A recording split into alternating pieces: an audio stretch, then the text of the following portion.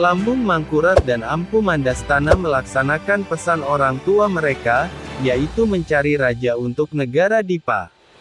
Lambung Mangkurat melaksanakan pertapaan di pinggir sungai besar, sedangkan Ampu Mandastana bertapa di pegunungan Meratus.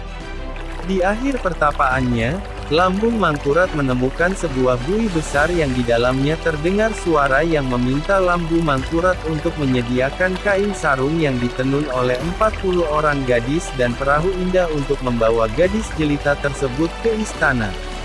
Perintah itu dilaksanakan Lambung Mangkurat dan dibawalah menuju istana dengan sambutan meriah dan gadis itu mengenalkan dirinya sebagai Puteri Junjung Bui, yang selanjutnya dinobatkan sebagai Ratu Junjung Bui di kerajaan negara Dipa dan Lambu Mangkurat menjadi Mangku Bumi kerajaan.